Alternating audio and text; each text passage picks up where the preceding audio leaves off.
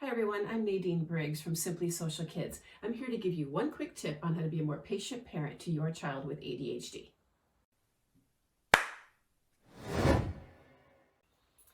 As a mom of somebody with ADHD, I totally understand that as a parent, it can be really frustrating at times raising somebody who has this particular challenge.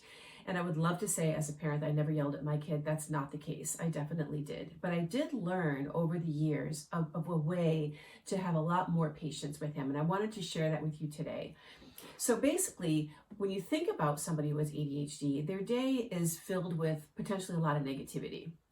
If you're there getting up in the morning, the chances are they're late. I know my kid had a hard time getting up in the morning, so he was late a lot.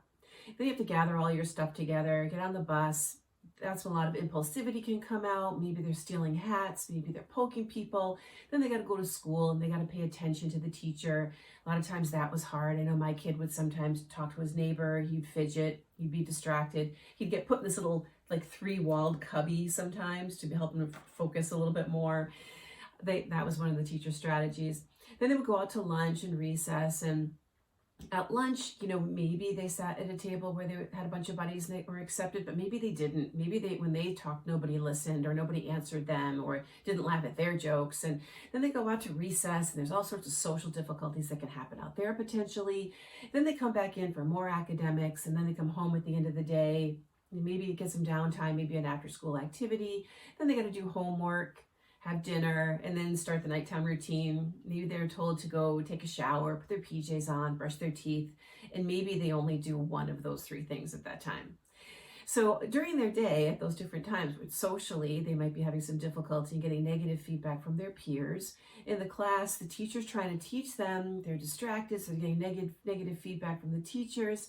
They're getting maybe more negative feedback on the bus, on the way home from their classmates. Just a lot of different things during the day. So the way I looked at it was, I didn't want to have home be one more place where they got that negative feedback. And sometimes it was hard, obviously. There's times they have to do what they have to do. They have to be responsible. What I tried to do more so than yell at him is to give him the scaffolding he needed to be able to get things done and be responsible, and then give him the social skills needed so that he was less distractible, or maybe he thought about what he was going to say a little bit more, did a little thought filtering, things like that. So I wanted to be sure that home was really just at the end of the day his soft place to land. And I wanted to make that be for him so that he didn't get more negativity when he got home.